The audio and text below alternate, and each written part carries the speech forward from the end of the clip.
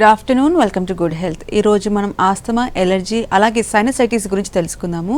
వీటి సిమ్టమ్స్ ఏ విధంగా ఉంటాయి, అలాగే ఎటువంటి ట్రీట్మెంట్ అందుబాటులో ఉందో తెలియచేయడానికి మనతో పాటు స్టార్ హోమియోపతి డాక్టర్ సుజిత గారు ఉన్నారు. వారిని అడిగి మరిన్ని విషయాలు తెలుసుకుందాం. Hello doctor. హలో అండి. సో ఆస్తమా గురించి చెప్పండి. అంటే చిన్నపిల్లల్లో ఆస్తమా ఏ విధంగా వస్తుంది, సిమ్టమ్స్ ఏ విధంగా ఉంటాయి? ముఖ్యంగా ఆస్తమా అనేది నవడేస్ కనిపిస్తున్నటువంటి చాలా కామన్ రెస్పిరేటరీ ఇన్ఫెక్షన్ అండి, రెస్పిరేటరీ ప్రాబ్లము. అయితే ఆస్తమాలో ముఖ్యంగా మనకి శ్వాసకోశాలు, ఊపిరితిత్తుల్లో ఉన్నటువంటి గాలి మార్గం అడ్డుకోవడం వల్ల శ్వాస పీల్చుకోవడంలో ఇబ్బంది ఏర్పడడం అనేటువంటిది జరుగుతూ ఉంటుంది.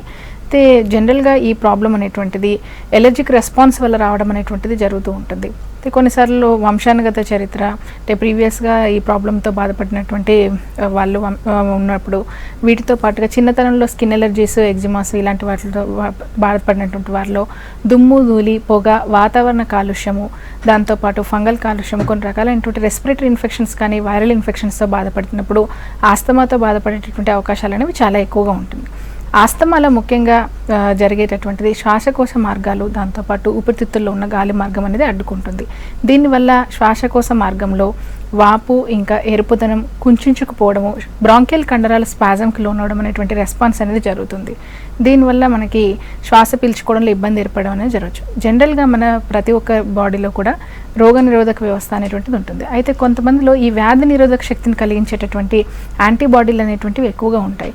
ప్రతి చిన్నదానికి కూడా వీళ్ళు ఎక్కువగా ప్రతిచర్య అనేటువంటిది స్టార్ట్ అవ్వడం వల్ల కొన్ని రకాలైనటువంటి యాంటీజెన్స్కి అంటే మనం చుట్టూ ఉన్నటువంటి వాతావరణంలో కానీ మనం తీసుకునేటువంటి ఆహార పదార్థాల్లో ఉన్న వాటి వల్ల దీనికి కొన్ని రకాలైనటువంటి యాంటీజెన్లు బాడీలో ప్రొడ్యూస్ అవ్వడం వల్ల ఈ యాంటీజెన్ యాంటీబాడీ రియాక్షన్ అనేటువంటి స్టార్ట్ అవుతుంది. ఈ యాంటీజెన్స్ వల్ల యాంటీబాడీస్ అనేటువంటి బాడీలో ప్రొడ్యూస్ అవుతాయి. ఈ యాంటీజెన్ యాంటీబాడీ రియాక్షన్ అనేటువంటిది ఎక్కువగా ఉన్నటువంటి వారిలో ఎలర్జీ అనేటువంటిది ప్రాబ్లం అనేటువంటిది డెవలప్ అవ్వడం చూస్తూ ఉంటాం. ఈ ఎలర్జీస్ జనరల్గా మనకి రకరకాల ఎలర్జీస్ ఉంటాయి. Respiratory allergies, skin allergies, gastric allergies, శరీరం అంతా వచ్చేటటువంటి ఎలర్జీస్ అనేటువంటి రకరకాలుగా ఉంటాయి. జనరల్గా శ్వాసకోశ ఎలర్జీస్ అనేటువంటిది వచ్చినప్పుడు ఎక్కువగా వీళ్ళకి జలుబు అనేటువంటిది ఉండడము, ముక్కు నుంచి నీరు కారడము, తుమ్ములు, తలనొప్పి, వీటితో పాటు శ్వాస తీసుకోవడంలో ఇబ్బంది ఏర్పడము, దగ్గు, ఆయాసం, పిల్లి కూతురు లాంటి లక్షణాలు అనేటువంటివి ఉంటాయి. అయితే ఎలర్జిక్ రైనైటిస్ అనేటువంటి ప్రాబ్లం కంటిన్యూస్గా ఉన్నటువంటి వారిలో కూడా ఆస్తమా వచ్చేటటువంటి అవకాశాలు అనేటువంటి ఎక్కువగా ఉంటాయి. ఈ ఎలర్జిక్ రెస్పాన్స్ వల్ల వచ్చేటువంటి సమస్య కాబట్టి సూపర్ఫిషియల్గా లక్షణాల పరంగా మెడిసిన్స్ వాడినా కూడా టెంపరీగా ఇంప్రూవ్మెంట్ ఉండి మళ్ళీ ప్రాబ్లము యాజ్ ఇట్ ఈస్గా రిపీట్ అయ్యేటువంటి ఛాన్సెస్, ఇంకా తీవ్రంగా వచ్చేటటువంటి ఛాన్సెస్ అనేది ఉంటుంది. కాబట్టి దీనికి టెంపరీ మెడిసిన్స్ అనేవి యూస్ చేసుకోకుండా హోమియోలో కాన్స్టిట్యూషనల్ ట్రీట్మెంట్ అనేది యూస్ చేసుకోవచ్చు. అయితే ఆస్తమా ప్రాబ్లం అనేటువంటిది ఏజ్ లిమిట్ అనేటువంటిది ఏది లేదు. చిన్నతనం నుంచి ముసలి వాళ్ళ వరకు ఎవరిలో అయినా కూడా ఈ ప్రాబ్లం అనేటువంటిది డెవలప్ అనేటువంటిది అవ్వచ్చు. ఓకే, కాల్ తీసుకుందాము. హలో హలో శ్రీదేవి గారు, నమస్తే అండి. చెప్పండి, ప్రాబ్లం చెప్పండి, డాక్టర్ గారు ఉన్నారు. మా పాపకి ఇప్పుడు 14 years రన్నింగ్ అండి. ఓకే. అయితే 2014 నుంచి ఆ జలుబు ఐతమాలు వేసుకుంటే జలుబు స్టార్ట్ అయింది. ఓకే. అయితే అది ముక్కు దురద పెడుతుంది బాగా. ఓకే. ముక్కుల నుంచి నీరు, తుమ్ములు, మార్నింగ్ టైంలో తుమ్ములు వస్తాయి. ఓకే. అది నీరు కాడుతుంది ఎప్పుడప్పుడు బాగా, వాటర్ లాగా డ్రాప్. ఓకే. అయితే మందులు అది ఇంటి దగ్గర చేయించినాము, అవి వాడుతున్నాము ఇప్పుడు. ఓకే. అది మళ్ళీ రిపీట్ అవుతుంది. ఓకేనా. ఈ ఎలర్జిక్ రైనైటిస్ లో ఈ విధంగా అవుతుందండి. ఫ్రీక్వెంట్గా కోల్డ్ ఉండడము, ముక్కు నుంచి నీరు కారడము, తుమ్ములు, శ్వాస తీసుకోవడంలో ఇబ్బంది, తలనొప్పి లాంటి ప్రాబ్లమ్స్ అనేవి ఉంటాయి. అయితే ఈ ఎలర్జీ ప్రాబ్లం కంటిన్యూస్గా ఉన్నప్పుడు ఈ అడ్జసెంట్ స్ట్రక్చర్స్ అయినటువంటి సైనసెస్కి ఇన్ఫెక్షన్ అనేటువంటిది వెళ్ళడం వల్ల సైనసైటిస్ వచ్చేటటువంటి అవకాశాలు అనేవి ఎక్కువగా ఉంటాయి. వీటితో పాటు ముక్కు కానీ గొంతు, చెవి ఇవి ఇంటర్లింక్డ్గా ఉండేటువంటి అవయవాలు కాబట్టి ఇప్పుడు ముక్కు దిబ్బడ, ఇంకా ముక్కుకు సంబంధించినటువంటి ఇన్ఫెక్షన్స్తో క్రానిక్గా బాధపడుతున్నట్లయితే కొన్నిసార్లు ఇవి చెవికి సంబంధించినటువంటి ప్రాబ్లమ్స్కి, గొంతుకు సంబంధించినటువంటి ఎలర్జీస్కి కూడా దారితీస్తూ ఉంటాయి. అయితే ఎలర్జిక్ రైనైటిస్ ప్రాబ్లం అనేది కంటిన్యూస్గా ఉన్నప్పుడు పక్కనే ఉన్నటువంటి సైనస్లో ఇన్ఫెక్షన్ అనేవి వచ్చే ఛాన్సెస్ ఉంటుంది. జనరల్గా ఈ సైనసెస్ అనేటువంటివి తలలో ఉండేటువంటి గాలి గదులు, ఇవి శ్లేష్మ పొరలతో కప్పబడి ఉంటాయి. ఎప్పుడైతే ఇన్ఫెక్షన్ అనేటువంటి సైనసెస్కి వెళ్తుందో ఈ శ్లేష్మ పొరల్లో వాపు ఏర్పడడం వల్ల ఇక్కడ ఉత్పత్తి అయ్యేటువంటి నీరు అనేటువంటి దానిపైన ఇన్ఫెక్షన్ అనేటువంటిది ఫామ్ అయ్యి తెమడగా ఫామ్ జిగట లాంటి పదార్థంగా ఫామ్ అవుతుంది. దీనివల్ల సైనస్లు మూసుకుపోయి తలనొప్పి, దాంతోపాటు కొన్నిసార్లు ముక్కు నుంచి విపరీతంగా ద్రవం కారడము, దీంతోపాటు తుమ్ములు అనేటువంటి ప్రాబ్లం అనేటువంటిది ఉంటుంది. కొన్నిసార్లు సైనస్లో ప్రాబ్లం అనేది తీవ్రంగా ఉన్నటువంటి వారిలో హెడేక్ ఎక్కువగా రావడము, ఇన్ఫెక్షన్ సైనసెస్ నుంచి బ్రెయిన్కి కూడా పోవడం అనేటువంటిది జరుగుతూ ఉండొచ్చు. అయితే ఈ ప్రాబ్లం ఓన్లీ ఎలర్జీగానే ఉందా, లేక ఏమైనా సైనసెస్లో అనేటువంటి ఇన్వాల్వ్ అయ్యా తెలుసుకోవడానికి కొన్ని రకాలైనటువంటి ఇన్వెస్టిగేషన్స్ ఉంటాయి. మీరు అబ్జల్యూటివ్ ఇస్నోఫిలిక్ కౌంట్తో పాటుగా ఎక్స్రే పారానేసల్ సైనసెస్ రిపోర్ట్ అనేటువంటిది చేయించుకోండి. దీని ద్వారా ఎలర్జిక్ రెస్పాన్స్ ఎంతవరకు ఉంది, దాంతోపాటు సైనసైటిస్ ఏమైనా ఉందా అనేటువంటి తెలుస్తుంది.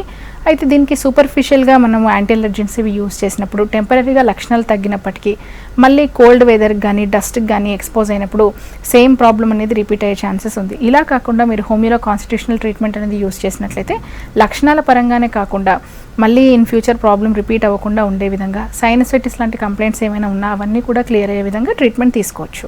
ఓకే, నెక్స్ట్ కాల్ తీసుకుందాము. హలో హలో శ్రీనివాస్ గారు, నమస్తే అండి. చెప్పండి, ప్రాబ్లం చెప్పండి, డాక్టర్ గారు ఉన్నారు. ఏం లేదు మేడం, నాకు తరచుగా ఏమవుతుందంటే ఇట్లా మా సర్దిలాగా వస్తుంది మేడం. సర్ది వచ్చేసి బాగా చిన్నలాగా వస్తుంటుంది. ఓకే, అది మామూలుగా పడుకున్నప్పుడు ఎక్కువగా వస్తుంది మేడం. ఓకే ఓకే మామూలుగా వేరే ప్రాబ్లం అంటూ ఏం లేదు. ఓకే, మామూలుగా ఎక్కువ పడుకునేటప్పుడే వస్తుంది. ఫ్రీక్వెంట్గా జలుబు అనేటువంటిది ఉన్నటువంటి వాళ్ళలో మనకి టర్బినేట్ హైపర్ట్రోఫీ అనేది డెవలప్ అవ్వడము, దీంతోపాటు గురక లాంటి ప్రాబ్లమ్స్ ఎక్కువగా ఉండి స్లీప్ డిస్టర్బెన్స్ ఉండడము, ఫ్రీక్వెంట్ ఇన్ఫెక్షన్ వల్ల ముక్కు నుంచి నీరు కారడము, తుమ్ములు ఇలాంటివి అనేవి వస్తూ ఉంటాయి. అయితే ఈ ప్రాబ్లం కంటిన్యూస్గా ఉన్నప్పుడు అప్పర్ రెస్పిరేటరీ ట్రాక్ట్ ఇన్ఫెక్షన్ కానీ థ్రోట్ ఇన్ఫెక్షన్స్ కానీ వచ్చే అవకాశాలు కూడా ఎక్కువగా ఉంటాయి. మీరు ఈ ప్రాబ్లం పరంగా హోమియోలో కాన్స్టిట్యూషనల్ ట్రీట్మెంట్ అనేది ట్రై చేయండి. ఓకే డాక్టర్, నెక్స్ట్ కాల్ తీసుకుందాము. హలో.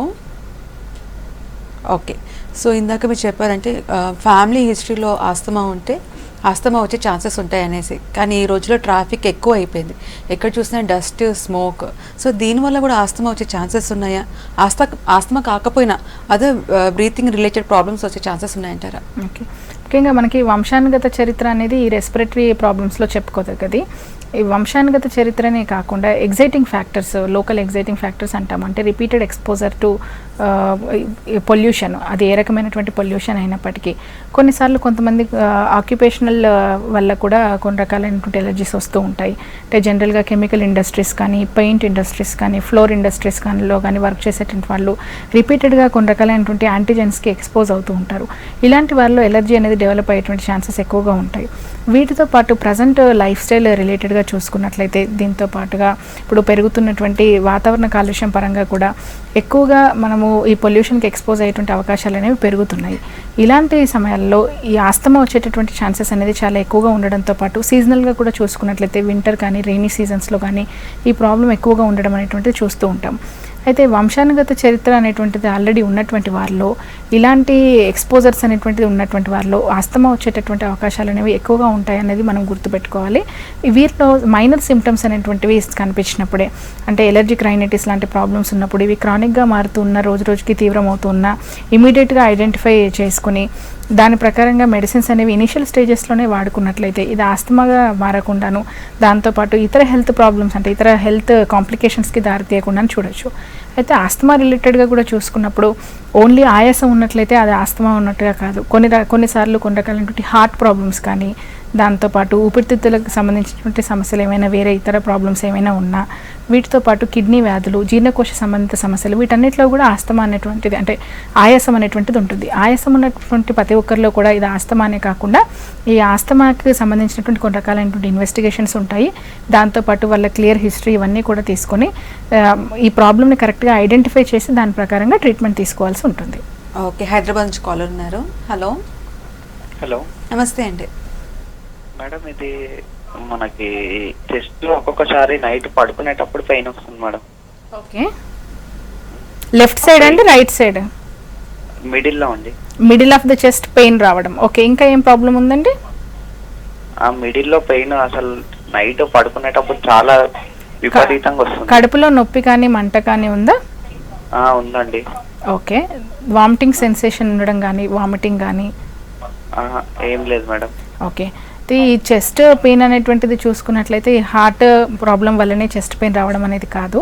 కొన్నిసార్లు అసిడిటీ ఉండడం వల్ల కూడా ఈ రెట్రోస్టర్నల్ ఏరియాలో పెయిన్ కానీ బర్నింగ్ కానీ ఉంటుంది. దీంతోపాటు అసోసియేటెడ్గా గ్యాస్ట్రిక్ ఏరియాలో కూడా బర్నింగ్ ఉండడము, పెయిన్ ఉండడము, కొంచెం ఆయాసంగా అనిపించడం లాంటివి ఉండొచ్చు. మోస్ట్లీ అసిడిటీ వల్ల ఉంటుందండి. మీకు ఈ పెయిన్ మిడిల్ ఆఫ్ ద చెస్ట్లో కాకుండా లెఫ్ట్ సైడ్ ఆఫ్ చెస్ట్ రావడము, చేతికి అంటే లెఫ్ట్ సైడ్ హ్యాండ్కి పెయిన్ అనేది రేడియేట్ అవుతూ ఉండడము, తీవ్రంగా ఉండడం అనేటువంటిది ఏమైనా ఉన్నట్లయితే ఒకసారి ఈసీజీ అని 2D ఈకో కానీ చేయించుకుంటే ఇంకా మీకు క్లారిఫై అయిపోతుంది. ఇది అసిడిటీకి సంబంధించినటువంటి సమస్యలతో వచ్చేటువంటి ఈ చెస్ట్ పెయిన్ అనేది ఉన్నప్పుడు రెగ్యులర్ డైట్ హ్యాబిట్ అనేది మెయింటైన్ చేస్తూ పులుపు కారం లాంటివి తగ్గించుకొని మెడిసిన్స్ రెగ్యులర్గా హోమియోలో వాడుకున్నట్లయితే ఇప్పుడు యాంటాసిడ్స్ యూజ్ చేసుకొని తాత్కాలిక ఉపశమనం పొందే కంటే పర్మనెంట్గా ఈ ప్రాబ్లం పరంగా రిలీఫ్ వచ్చే విధంగా చూసుకోవచ్చు. ఓకే డాక్టర్స్, నెక్స్ట్ కాల్ తీసుకుందాము. హలో హలో అండి. నమస్తే అండి, దివ్య గారు. నమస్తే అండి. చెప్పండి, ప్రాబ్లం చెప్పండి, డాక్టర్ గారు ఉన్నారు. నమస్తే అండి. నమస్తే అండి, చెప్పండి అమ్మా, వింటున్నాం. మా బాబుకి 8 years అండి. ఓకే. బాబుకి 2 years బ్యాక్ నుండి అస్తమా అలా స్టార్ట్ అయింది. అంటే దమ్ము అది ఏం రాదండి. ఓకే. దానికి మేము ఇన్హేలర్ అది లివోలిన్ వాడుతున్నామండి. ఓకే. ఇప్పుడు మళ్ళీ రీసెంట్ గా 1 month బ్యాక్ నుండి హెడేక్ అంటున్నాడండి. ఓకే. వీక్లీ 1 time 2 times ఇట్లా వామిటింగ్స్ అవుతున్నాయి. ఓకే. ఆ హెడేక్ కూడా 5 to 10 minutes ఉంటుంది, తర్వాత బాగానే ఉంటాడండి. ఓకే. అంటే ప్రాబ్లం ఏందో అర్థం కావట్లేదు. ఇంకా ఈ ఆస్తమా ప్రాబ్లం అనేది ఉన్నప్పుడు ఇన్హేలర్స్ కానీ అంటే బ్రాంకోడైలేటర్స్ ఇవి తీసుకున్నప్పుడు ఈ కార్టికోస్టెరాయిడ్ సబ్స్టెన్సెస్ కాబట్టి ఎక్కువగా తీసుకున్నప్పుడు ముఖ్యంగా పిల్లల్లో పెరుగుదల లోపాలు, దాంతోపాటు జ్ఞాపక శక్తి అనేటువంటిది తగ్గడము లాంటి కాంప్లికేషన్స్ అనేటువంటివి వచ్చే అవకాశాలు అనేవి ఉంటాయి. కాబట్టి తాత్కాలికంగా రిలీఫ్ కోసం ఇవి యూజ్ చేసినప్పటికీ ఇదే కంటిన్యూస్ బేసిస్లో యూజ్ చేయడము, ఫ్రీక్వెంట్ యూసేజ్ అనేటువంటిది మంచిది కాదు.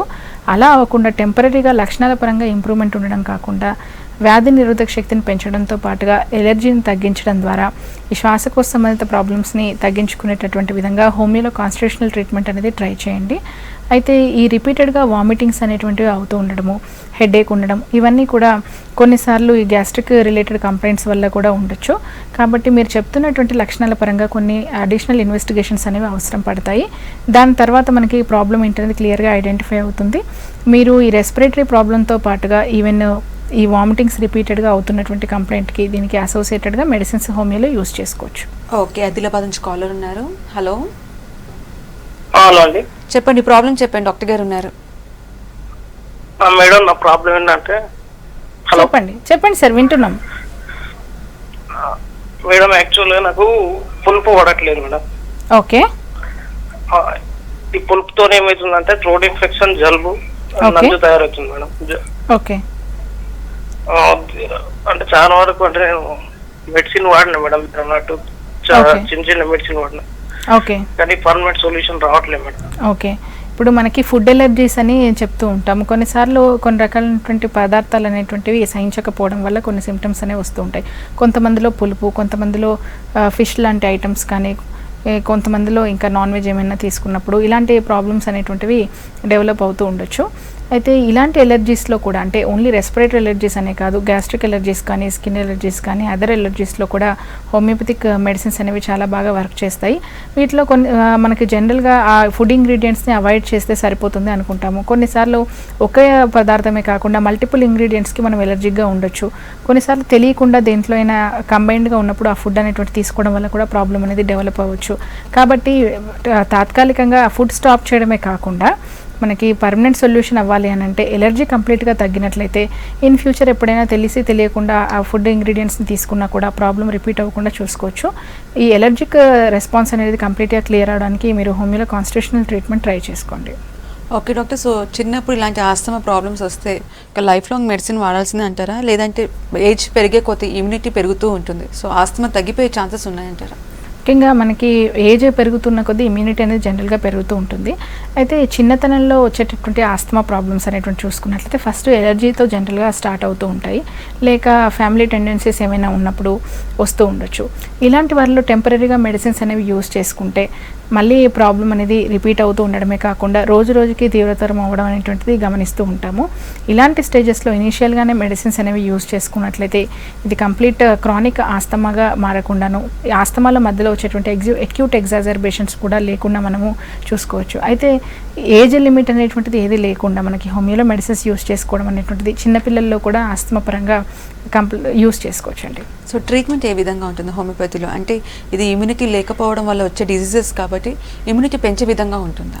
ముఖ్యంగా జనరల్గా హోమియోపతిక్ ట్రీట్మెంట్ అప్రోచ్ చూసుకున్నట్లయితే ఒక ఆస్తమా పేషెంట్ మనకి అప్రోచ్ అయినప్పుడు వారికి సంబంధించినటువంటి వంశానుగత చరిత్ర, వీటితో పాటుగా వారికి చిన్నతనంలో వచ్చినటువంటి ఏమైనా ఎలర్జీస్, స్కిన్ ఎలర్జీస్ కానీ ఎటోపీకి సంబంధించినటువంటి కంప్లైంట్స్ ఏమైనా ఉంటే వాటిని చూసుకోవడం, వీటితో పాటు ప్రజెంట్గా వాళ్ళు చెప్పేటటువంటి కంప్లీట్ సిమ్టమ్స్, వీటితో పాటు కొన్ని రకాల క్లినికల్ ఇన్వెస్టిగేషన్స్. జనరల్గా మనము శ్వాసకోశ సంబంధిత సమస్యల్లో తీసుకునేటువంటి పరీక్షలు చూసుకున్నట్లయితే ముక్కు, గొంతు, ఛాతీకి సంబంధించినటువంటి పరీక్షలు కానీ, పల్మనరీ ఫంక్షన్ టెస్ట్ కానీ, స్పైరోమెట్రీ కానీ, అబ్సల్యూట్ ఇస్నోఫిలిక్ కౌంట్ కానీ, సీరం ఐజీఈ లెవెల్స్ కానీ, ఇలాంటి ఇన్వెస్టిగేషన్స్, కొన్ని రకాల ఇన్ఫెక్షన్స్ ఉన్నాయని ఏమైనా డౌట్ వచ్చినప్పుడు వాటికి సంబంధించినటువంటి పరీక్షలు, ఎలర్జిక్ స్కిన్ పిక్ టెస్ట్, ఇలాంటి ఇన్వెస్టిగేషన్స్ అనేవి అవసరాన్ని బట్టి చేయించి వీటిని వాళ్ళకి సంబంధించినటువంటి సిమ్టమ్స్తో కోరిలేట్ చేస్తూ మనకి హోమియోలో జెనెటిక్ కాన్స్టిట్యూషనల్ ట్రేసిమిలం అనేటువంటి సెలెక్ట్ చేయడం జరుగుతుంది. దీనివల్ల ప్రజెంట్గా ఉన్నటువంటి సిమ్టమ్స్ అనేవి క్లియర్ అవ్వడమే కాకుండా వారిలో ఉన్నటువంటి ఎలర్జిక్ రెస్పాన్స్ అనేది తగ్గిపోవడం వల్ల ఇన్ ఫ్యూచర్ వాళ్ళు కొన్ని రకాల ఎలర్జిక్ ఇంగ్రీడియంట్స్కి, ముఖ్యంగా యాంటీజెన్స్కి ఎక్స్పోజ్ అయినప్పుడు ప్రాబ్లం అనేది రిపీట్ అవ్వకుండా ఉండే విధంగా, ఇప్పుడు ఉన్నటువంటి రెస్పిరేటరీ కంప్లైంట్ అనేది ఇంకా ఇంక్రీజ్ అవ్వకుండా ఉండే విధంగా ట్రీట్మెంట్ అనేది అందుబాటులో ఉంటుంది. ఓకే, నెక్స్ట్ కాల్ తీసుకుందాము. హలో హలో, నమస్తే అండి. నమస్తే అండి. చెప్పండి, ప్రాబ్లం చెప్పండి, డాక్టర్ గారు ఉన్నారు.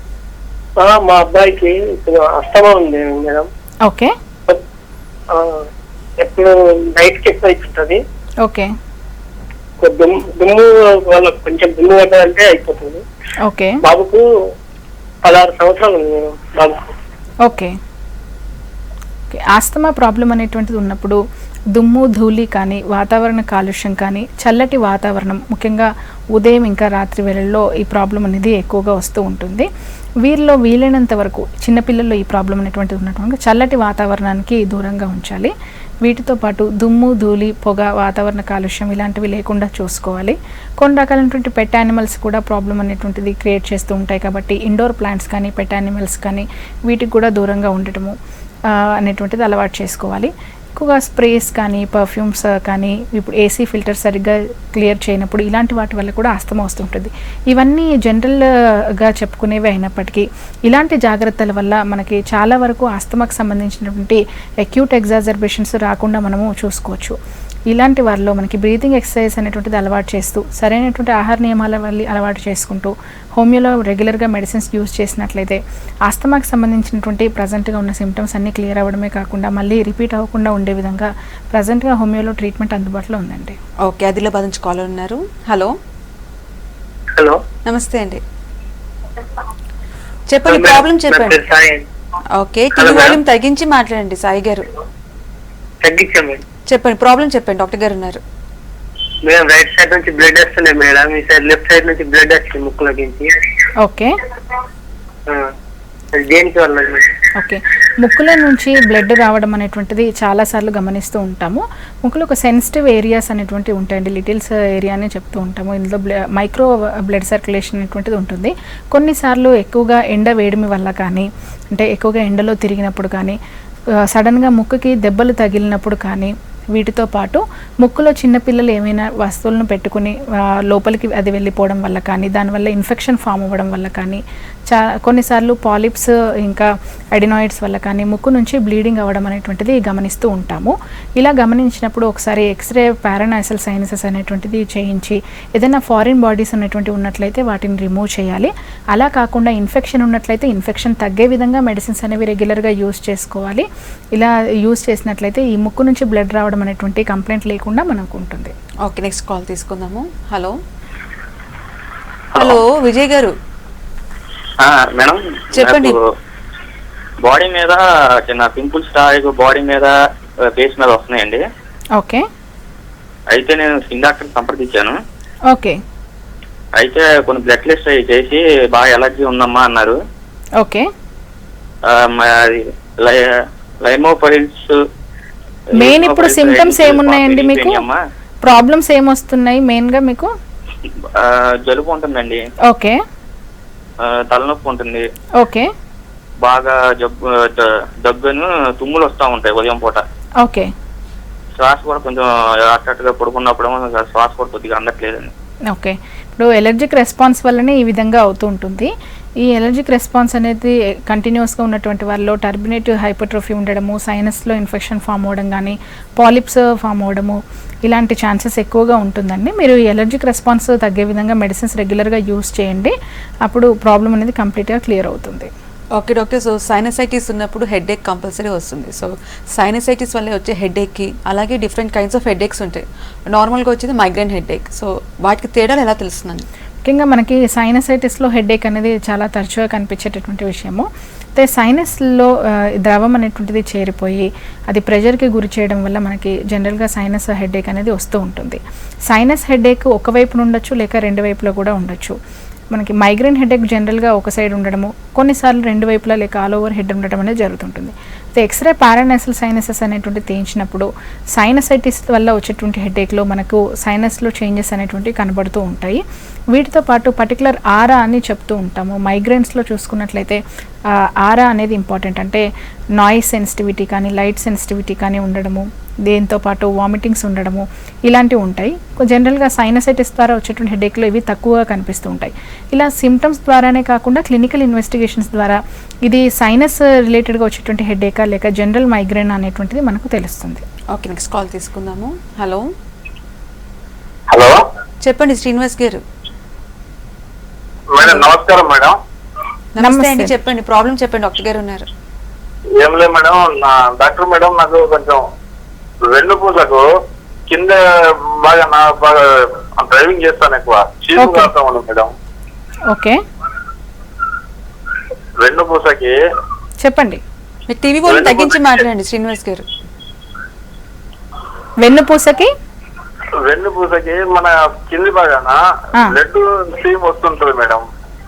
ఓకే, ఇంకా ఇది గత 15-16 సంవత్సరాల నుంచి వస్తుంది మేడం. ఎట్లా వెన్నుపూస కింది భాగం అంటే మీకు మోషన్ లో బ్లడ్ పడుతుంది అంటున్నారా? మోషన్ లో కాదండి, వెన్నుపూస ఏదైతే ఉందో బ్లడ్ ఏం పడట్లేదు మేడం. ఇంకొంచెం పైకి ఈ వెన్నుపూస కింది భాగం ఉంది కదండి, ఇట్లా అక్కడ పడేసి ఇట్లా బాగా బ్లడ్ సీమ్ వస్తుంది మేడం. కొన్నిసార్లు పైలోనైడల్ సైనస్ కానీ ఇలాంటి ప్రాబ్లమ్స్ వల్ల మనకి వెన్నుపూస చివరి భాగంలో సైనస్ ఉండటం వల్ల ఒక హోల్ లాగా పడి ఇలాంటి ప్రాబ్లమ్స్ అనేటువంటిది డెవలప్ అవుతూ ఉంటాయి. మీరు ఆ పర్టికులర్ ఏదైతే ప్లేస్ ఉందో దానికి ఎక్స్రే చేయించండి. ఇది దేనివల్ల అనేటువంటి తెలుస్తుంది. ఆ ఇన్ఫెక్షన్ అనేది తగ్గే విధంగా మెడిసిన్స్ తీసుకున్నట్లయితే ఈ కంప్లైంట్స్ అన్ని కూడా క్లియర్ అవుతాయి. ఓకే, హైదరాబాద్ నుంచి కాలర్ ఉన్నారు. హలో హలో, చెప్పండి ప్రాబ్లం చెప్పండి, డాక్టర్ గారు ఉన్నారు. హస్బెండ్ కి 29 years అండి. తనకి రీసెంట్ గా బాగా పెడుతున్నాను, ఊరికే పువ్వులు అనేది స్వెల్లింగ్ వచ్చేస్తుంది. ఒకసారి మళ్ళీ రిపీట్ చేయండి, మీ క్వశ్చన్ క్లియర్ గా లేదు, చెప్పండి. ఆ హస్బెండ్ కి ఊరికే జలుబైనప్పుడు ఉల్లిలా అనేది స్వెల్లింగ్ వస్తుందండి. ఎక్కడ స్వెల్లింగ్? ఓకే ఓకే ఇలాంటి ఓకే ఇప్పుడే మేము 6 అని పిలిస్తే టర్బినేట్ హైపర్ట్రోఫీ అని చెప్పారు. ఓకే, అయితే మామూలుగా అయితే సర్జరీ చేయాలి అని అన్నారు. ఓకే, సర్జరీ చేయొచ్చు? డెఫినెట్ గా అండి. ఈ టర్బినేట్ హైపర్ట్రోఫీ కానీ, అడినాయిడ్స్ ఉన్నప్పుడు, పాలిప్స్ కానీ, టాన్సిలైటిస్ ఇలాంటి కంప్లైంట్స్లో వితౌట్ సర్జరీ మనకి హోమియోలో మెడిసిన్స్ అనేవి అందుబాటులో ఉన్నాయి. అయితే ప్రజెంట్గా స్వెల్లింగ్ అనేది చాలా ఎక్కువగా ఉండి కంప్లీట్గా మనకి ఎయిర్వే అనేటువంటిది మూసుకుపోవడము ఇలాంటి కండిషన్స్లో వేరు. అది మీరు ఒకసారి రిపోర్ట్స్తో పాటు మీకు దగ్గరలో ఉన్న మా క్లినిక్లో సంప్రదించండి. ఓకే డాక్టర్, సో ఇలాంటి ఎలర్జీస్ కానివ్వండి, సైనస్కి సంబంధించి ట్రీట్మెంట్ ఏ విధంగా ఉంటుంది హోమియోపతిలో? మనకి ఎలర్జీస్ కానీ, సైనస్ కానీ, ఆస్తమా రిలేటెడ్గా కంప్లైంట్స్ అనేటువంటిది ఉన్నప్పుడు ఓన్లీ లక్షణాల పరంగానే కాకుండా కంప్లీట్గా ఎలర్జిక్ రెస్పాన్స్ని క్లియర్ చేసుకునేటటువంటి విధంగా హోమియోలో ట్రీట్మెంట్ అనేది అందుబాటులో ఉంటుంది. దీనివల్ల టెంపరీగా లక్షణాల పరంగా ఇంప్రూవ్మెంట్ అనేది కాదు, ఈవెన్ పాథలాజికల్గా ఏమైనా చేంజెస్ ఉన్నా, అంటే సైనస్లో ఏమైనా ప్రాబ్లమ్స్ ఉన్నా, టర్మినేట్ హైపోట్రోఫీ కానీ, పాలిప్స్ కానీ, టాన్సిలైటిస్ లాంటి complaints, upper respiratory tract infections కానీ, ఆస్తమాలో వచ్చేటువంటి చేంజెస్ అన్నీ కూడా మళ్ళీ క్లియర్ అయిపోవడం వల్ల ప్రాబ్లం రిపీట్ అవ్వకుండా ఉండేటువంటి అవకాశాలు హోమియో ట్రీట్మెంట్ ద్వారా ఎక్కువగా ఉన్నాయి. ఓకే, సో ఇలాంటి బ్రీతింగ్ రిలేటెడ్ ప్రాబ్లమ్స్ వచ్చినప్పుడు ఎటువంటి కాంప్లికేషన్స్ వస్తాయంటారు? మనకి రెస్పిరేటరీ ప్రాబ్లమ్స్లో జనరల్గా వచ్చేటటువంటి సైనస్ ఇన్ఫెక్షన్స్ కానీ, అప్పర్ రెస్పిరేటరీ ట్రాక్ట్ ఇన్ఫెక్షన్స్ కానీ ఇవి ఎక్కువగా ఉంటాయి. ఆస్తమాలో చాలా సివియర్ కండిషన్స్లో కొన్నిసార్లు కార్పల్మోనల్ లాంటి స్టేజెస్కి కూడా వెళ్ళిపోతూ ఉండొచ్చు. వీటితో పాటు కొన్ని రకాలైనటువంటి రెస్పిరేటరీ ఇన్ఫెక్షన్స్ వల్ల లంగ్స్లో చేంజెస్ అనేటువంటిది స్టార్ట్ అవుతూ ఉండొచ్చు. బ్రాంకియాక్టైసిస్ లాంటి సివియర్ రెస్పిరేటరీ కండిషన్స్ ఏమైనా ఉన్నా, రెస్పిరేటరీ ఇన్ఫెక్షన్స్ ఏమైనా ఉన్నా, టీబీ, న్యూమోనియా లాంటివి, ఇలాంటి వాటిలో కూడా హోమియో అనేది బెస్ట్ ట్రీట్మెంట్గా మనము రెస్పిరేటరీ ప్రాబ్లమ్స్లో చెప్పుకోవచ్చండి. ఓకే, సో ఇలాంటి ప్రాబ్లమ్స్ ఉన్న వాళ్ళు ఎటువంటి కేర్ తీసుకోవాలంటారు? ఇప్పుడు వింటర్ వెళ్ళిపోయి సమ్మర్ స్టార్ట్ అవుతుంది, కానీ సీజన్ చేంజ్ అయినప్పుడు కూడా ఇలాంటి ప్రాబ్లమ్స్ వస్తుంటాయి, ఎటువంటి కేర్ తీసుకోవాలి? జనరల్గా ఈ రెస్పిరేటరీ ప్రాబ్లమ్స్ అనేటువంటి వాళ్ళు ఉన్నటువంటి వాళ్ళు ఎక్కువగా చల్లటి వాతావరణాన్ని అవాయిడ్ చేస్తూ ఉండాలి.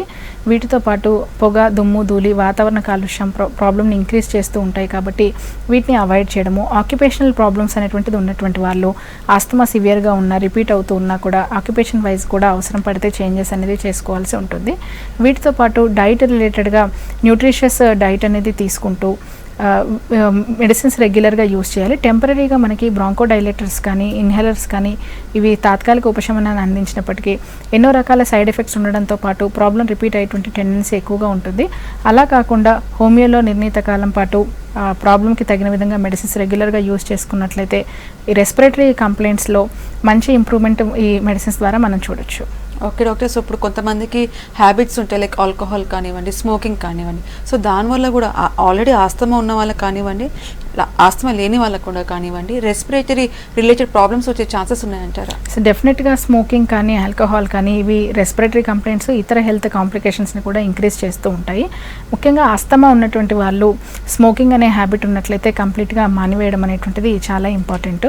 ఇప్పుడు దీంతో పాటు ఎక్కువగా బరువు ఉన్నటువంటి వాళ్ళు తగ్గించుకోవడము, సివియర్ ఫిజికల్ యాక్టివిటీ అనేటువంటిది లేకుండా వారికి తగిన విధంగా ఆక్యుపేషన్ ఉండే విధంగా చూసుకోవడము, బరువులు ఎక్కువగా ఎత్తడం, ఇలాంటి ఆక్యుపేషన్స్ ఉన్నట్లయితే వాటిని అవాయిడ్ చేసుకుంటే బెటర్ అండి. సో ఫ్యామిలీ హిస్టరీలో ఎవరికైనా ఉంటే నెక్స్ట్ జనరేషన్కి వచ్చే ఛాన్సెస్ 50% ఉంటాయి.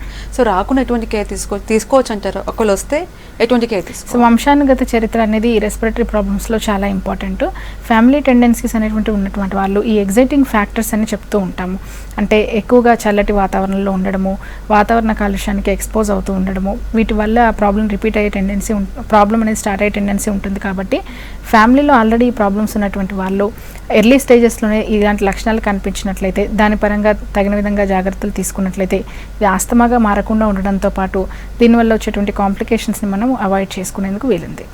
సో ఆల్రెడీ ఆస్తమా ఉన్న వాళ్ళు ఇన్హేలర్స్ మీద డిపెండ్ అవుతూ ఉంటారు, అది ఎంతవరకు డిపెండ్ అవ్వచ్చు అంటారు? దాని గురించి చెప్పండి. మనకి ఇన్హేలర్స్లో చూసుకున్నట్లయితే కార్టికోస్టెరాయిడ్ బేసిస్ మెడిసిన్స్ ఉంటాయి. ఇవి ఎక్కువగా యూస్ చేసుకున్నటువంటి వారిలో బరువు పెరగడము, బీపీ అనేది ఇంక్రీజ్ అయ్యేటువంటి ఛాన్సెస్, చిన్నపిల్లల్లో అయితే పెరుగుదల లోపాలు, జ్ఞాపక శక్తి తగ్గిపోతూ ఉండడము, ఏకాగ్రత తగ్గిపోవడం లాంటి కంప్లైంట్స్ అనేవి ఉంటాయి. కాబట్టి వీటిని టెంపరీ బేసిస్లో ఎప్పుడైనా యూజ్ చేసినప్పటికీ ఇది క్రానిక్గా వాడటము, దీంతోపాటు డోసెస్ ఇంక్రీజ్ చేసుకోవడం అనేటువంటిది అవాయిడ్ చేస్తూ హోమియోలో కాన్స్టిట్యూషనల్ ట్రీట్మెంట్ అనేది ట్రై చేసినట్లయితే వీటి వాడకాన్ని మెల్లమెల్లగా తగ్గించుకొని కంప్లీట్గా అవాయిడ్ చేసుకునేందుకు వీలుంది. సో ఓవరాల్గా ఎలర్జీ, ఆస్తమా, సైనసైటిస్కి సంబంధించి ఇమ్యూనిటీ పెంచే విధంగా హోమియోపతిలో మంచి ట్రీట్మెంట్ అందుబాటులో ఉందని చెప్తున్నారు. థ్యాంక్ యూ సో మచ్ అండి. ఇది ఇవాల్టి good health. Keep watching V6 news.